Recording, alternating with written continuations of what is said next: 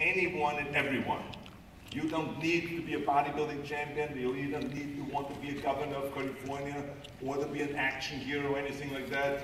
If you want to excel in whatever you do, those rules are for you. It's that simple. Now I have to tell you right off the top that I always was very intense.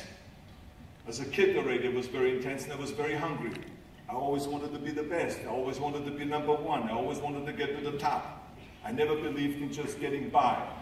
Now, I have nothing against people that just want to get by, because I think there are many roads to happiness, but I think that we all here like to be successful and we are driven. So that's why those rules apply to you. So my first rule is find your vision and follow it. You see, I think it's the most important thing that we have a very clear vision of where we go. A goal, where do we go? Because you can have the best ship in the world. You can have the best cruise liner, but if the captain does not know where to go, that ship will drift around the world and out there in the sea and will never end up anywhere. And this is exactly the way it is in real life. If you don't have a goal, if you don't have a vision, you just drift around. You're not going to be happy. This is why it is so important to have that vision. Now, I created that vision in Austria, because I grew up after the Second World War.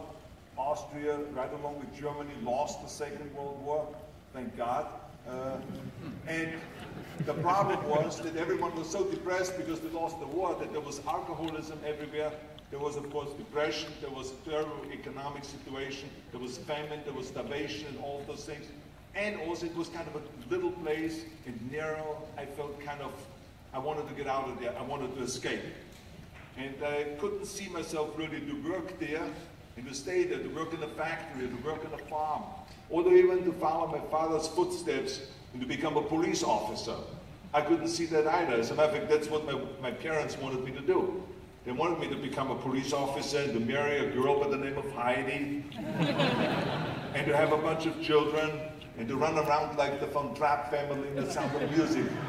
But that's not what I saw. This was the vision of my parents, but not mine. And luckily, one day in school, I watched a documentary about America.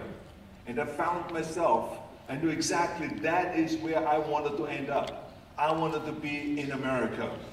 Everything that I saw in the documentary, I just loved. Everything was so big. I remember the tall skyscrapers, the monstrous bridges, the giant freeways filled with beautiful cars, the huge jetliners, movie stars, Muscle Beach, and all of those things. I could not wait to get there. The question was just, how do I get there? How do I get to America? I mean, this was not a common thing to do way back in the 50s. No one had the money to travel or anything. But one day, I was fortunate enough to see a magazine. And that magazine showed me the path to America. And it was a bodybuilding magazine. And on the cover was this very muscular guy that was standing there like Hercules with a Hercules outfit.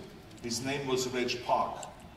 This Reg Park was on that cover, and I remember the cover said, Mr. Universe becomes Hercules star.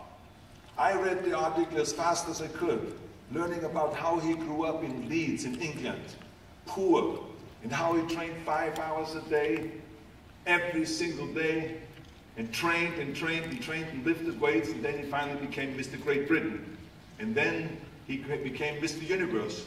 And then he won a second Mr. Universe title and a third Mr. Universe title, and then all of a sudden he landed in Rome in Cinecittà doing Hercules movies.